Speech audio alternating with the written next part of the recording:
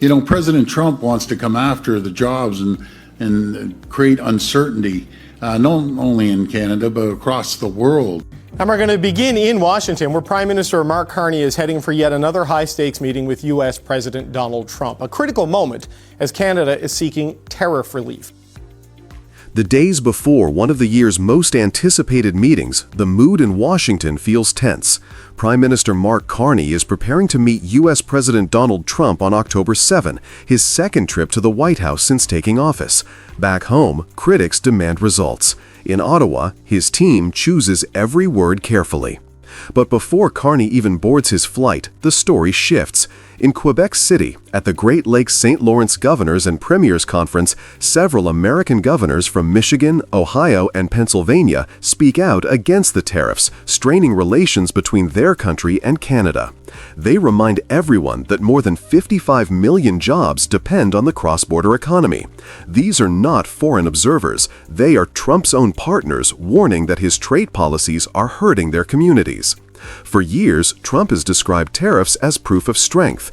Now, those same policies are drawing resistance from inside America. What was meant to pressure Canada is starting to pressure Washington itself. As Carney prepares for the meeting, he carries with him the unexpected support of U.S. governors who have publicly stood with Canada. You know, we are friends, we're allies. Canada got some support from a delegation of governors from Great Lakes states, all of which are closely tied to the Canadian economy. What is not helpful is the way in which the president has demeaned our neighbors in the north, suggesting that they should be the 51st state. I respect Canadian sovereignty. The reason is simple economics. The Great Lakes region is one of the most integrated industrial corridors in the world. The auto industry, steel producers, and aluminum smelters on both sides of the border operate as a single system. When tariffs slice through that network, they don't separate rivals from friends. They break the same machine both depend on. In automobiles, for example, a single North American car crosses the border several times before reaching the showroom. Parts made in Windsor often travel to Detroit for assembly and return to Ontario for finishing. Each tariff on metals or components adds cost at every crossing.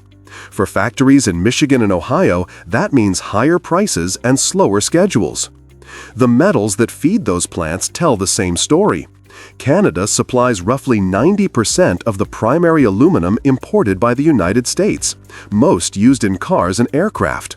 Steel from Hamilton and Sault Ste. Marie becomes the raw material for mills in Illinois and Pennsylvania. When Washington taxes those imports at 25 to 50%, U.S. manufacturers pay more for materials they cannot source domestically. Energy links reinforce the dependency. Pipelines and power lines cross the border daily, keeping refineries and auto plants running.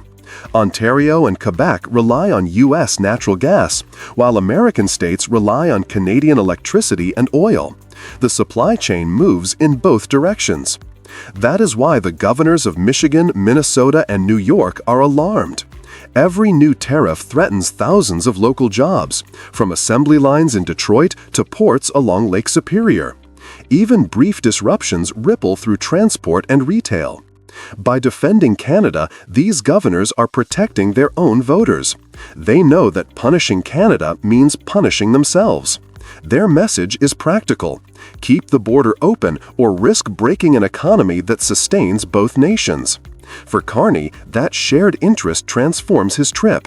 He represents not only Canada, but an industrial region stretching from Ontario's auto belt to Ohio's steel towns. Out of that conference emerges a quiet but powerful alliance. Ontario's Premier Doug Ford and Quebec's Premier François Legault stand with their U.S. counterparts to stress cooperation over confrontation. For decades, the Great Lakes region has functioned as one economy. Cars assembled in Detroit rely on parts from Windsor. Aluminum from Quebec feeds aerospace plants in New York. This regional unity gives Carney an advantage ahead of his meeting. He can present himself not as a foreign petitioner, but as a partner speaking for a shared industrial base. The governor's support offers political cover and moral leverage in Washington. Across the Midwest, workers and business owners are realizing that their prosperity depends on the same open border that Trump's tariffs are closing.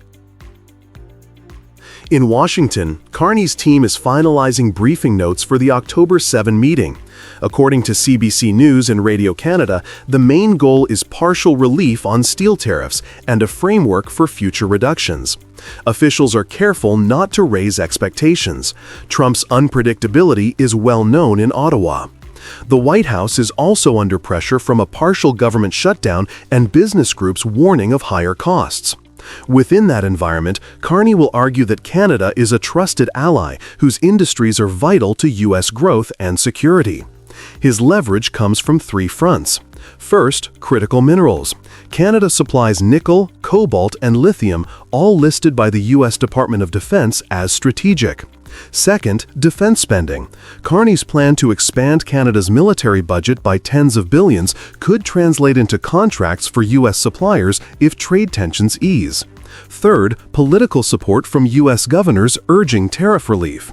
Trump still holds the power to adjust or keep duties under Section 232, but rising frustration from border states makes a limited compromise possible. Analysts expect any early progress to center on aluminum, where U.S. factories rely heavily on Canadian imports.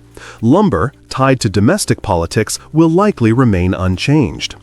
As the meeting nears, the real question is not whether Carney secures everything he wants, but whether Trump can afford to keep everything he has. Whatever happens on October 7, the political landscape in North America has already shifted. Trump's tariffs, once seen as a display of power, are now testing his own coalition. The Governors' Conference in Quebec City was a warning that economic pain does not stop at the border. In a region so integrated, punishing a neighbor often means punishing yourself. For Canada, this week is a moment to prove that patience and strategy can outlast bluster. Carney is entering the talks with a clear message that Canada's strength lies not only in its resources, but in its relationships with workers, businesses, and now with American leaders who see their futures linked to its success. The tariff war of 2025 has no victors yet, but the debate has changed. When American governors stand beside Canadian premiers to defend a shared economy, it signals a new kind of politics, one that recognizes the real battle is not between nations, but between cooperation and self-inflicted harm. As the White House meeting draws near, both countries wait. For Trump, the choice is whether to double down or step back. For Carney, the test is whether he can turn growing American frustration into meaningful relief. And for millions of workers across the Great Lakes, the stakes could not be clearer. Their jobs and the future of North America's economy now depend on what happens next in Washington. We have what the world wants. Take on the energy side. We are an energy superpower. We are here to unlock an opportunity to export LNG to Europe. We're here to deliver a critical mineral for our defense interests. In New York, Prime Minister Mark Carney spoke about Canada's place in a world where the old order is crumbling. At the very same time, Premier Susan Holt of New Brunswick was making the case for her province's projects in Ottawa. 2 stages, 1 national story. Both leaders pointed to the same truth. Donald Trump's tariff policies, meant to corner Canada, are instead accelerating an energy and infrastructure push that could reshape the map. What was designed as pressure is turning into momentum. Canada is moving faster to link its resources to Europe, and in doing so, it is creating competition for the United States. New Brunswick has felt the sharp edge of America's tariffs. Steel, aluminum, and softwood duties have hit local businesses. The provincial government confirmed in its fiscal projections that the deficit increased by 120 million Canadian dollars beyond what was forecast in March 2025. Ottawa has responded by building buffers and laying foundations. Carney has cut federal taxes on income and capital, removed barriers to trade between provinces, and passed a law to fast-track hundreds of billions of dollars in new projects across energy, artificial intelligence, minerals, and trade corridors. Holt is focused on one concrete project. The St. John LNG terminal already exists, with tanks and berths ready to load ships bound for Europe. What is missing is a stretch of about 600 kilometers of pipeline to connect it to Western Canadian gas supplies. She argues that this is not a distant dream. We don't have time to build a ton of new infrastructure. We have an existing LNG terminal in St. John that is ready to be used in the next few years. Unlike new mega projects that take decades, this is a short addition to existing infrastructure. The business case has changed. European buyers are signaling interest not only because of the need to cut dependence on Russia, but also because trust in American supplies has been shaken. They're a lot more wary about Russian sources, and right now they're even wary about American sources of fuel because of the way that relationship's been going. The comparison with the U.S. Gulf Coast is stark. Gulf terminals are massive and efficient, but their lead times are long. Contracts are tied up years in advance, and voyages to Northwest Europe take longer. By contrast, St. John is only an Atlantic hop away. Europe's own leaders have said they are willing to pay more for stable, democratic sources of supply. Canada fits that bill. There are obstacles. Pipelines must pass through multiple provinces, and that requires environmental reviews, consultations, and financing. Political resistance is possible, and global competition remains fierce. Qatar and U.S. exporters are not stepping aside. Yet the fundamentals are shifting. Canada has already signed a comprehensive economic and security partnership with the European Union in June 2025, reinforcing that energy will be part of a broader strategic relationship. The infrastructure on the East Coast, if completed, would put Canadian gas into that framework. Carney put it plainly. This is not a transition, this is a rupture. This is a sharp change in a short period of time, driven by a variety of factors. For the United States, the lesson is uncomfortable. Tariffs were supposed to discipline Canada and bring concessions. Instead, they pushed Canada toward Europe, encouraged provinces like New Brunswick to double down on projects, and gave Ottawa a political mandate to fast-track development. As the U.S., Mexico, and Canada move toward the 2026 review of their trade pact, the White House could face a neighbor armed with new leverage. For Canada, the opportunity is clear. If it can build the pipeline, manage its deficit responsibly, and deliver gas to Europe, it will gain lasting bargaining power and revenues. For Europe, the payoff is diversification in a moment when energy security is fragile. The entire chain of events underscores how pressure can create unintended consequences. Trump's tariffs were meant to contain Canada. Instead, they have sped up its emergence as a competitor, one pipeline away from turning Atlantic Canada into a gateway of energy for Europe. And earlier this week, Prime Minister Mark Carney announced a new economic and security agreement with Mexico. And just yesterday, Canada's finance minister held talks in Denmark with European Union officials. Now, all of this comes as Canada looks to diversify its trade portfolio in the face of Trump's tariffs. When Washington raised tariffs this year, Canada faced a stark choice: stay quiet and accept the pressure, or reach out to new partners.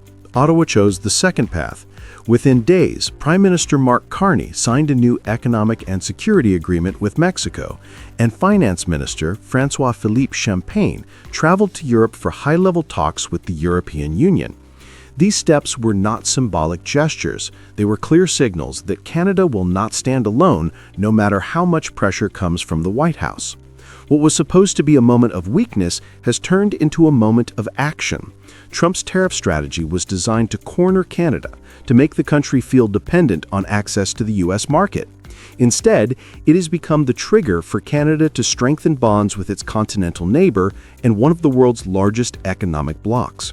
The choice Ottawa made is now reshaping Canada's trade strategy and shifting the balance of power across North America and beyond. Trump's reciprocal tariff regime was unveiled this summer as a sweeping attempt to reset global trade. According to the White House proclamations, tariffs on cars and parts rose to 25% in March 2025 under Section 232, and a wider reciprocal framework took effect on September 1. The intention was clear. By raising duties, the administration hoped partners like Canada would concede quickly. Yet the opposite is unfolding. Ottawa is responding not with retreat, but with acceleration. Instead of waiting for relief from Washington, Canada is building a trade firewall of its own. Tariffs that were designed to weaken Canadian industries are forcing Ottawa to search for stability elsewhere. Each new duty on steel or aluminum, each added barrier on canola or copper is acting as a trigger for diversification.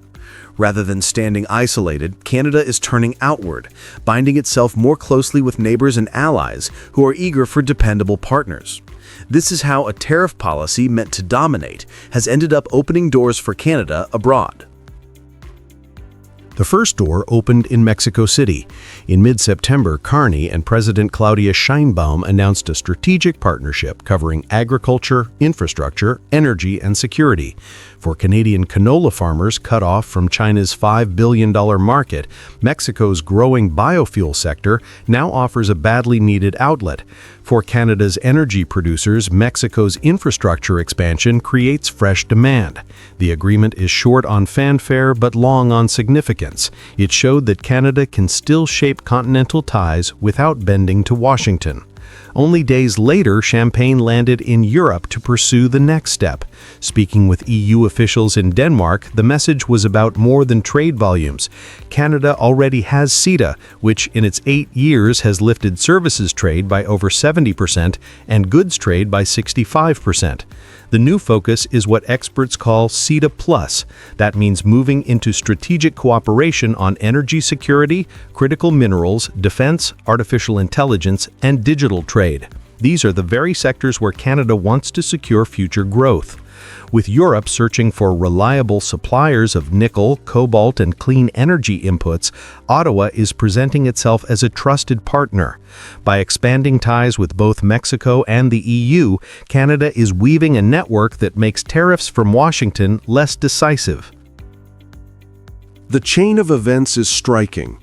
Trump applied tariffs to isolate Canada. Instead, Canada responded by strengthening bonds with Mexico in Europe. The U.S. sought leverage. What it created was momentum for Ottawa to diversify. Rather than waiting for concessions, Canada is building its own strategy. The numbers tell the story. Trade with the EU has already expanded by double digits under CETA. The new partnership with Mexico targets agriculture and energy worth billions. And consultations at home are preparing Canada for the formal review of the North American Trading Pact next year. The lesson is that tariffs do not always weaken their target. In this case, they have produced resilience. Canada is not retreating, but repositioning. Trump's policy was meant to break Canada's unity, yet it has instead accelerated Canada's outreach and strengthened its global standing. What was supposed to be a trap has become a turning point. Canada is showing that it can withstand pressure, forge new ties, and emerge more secure than before.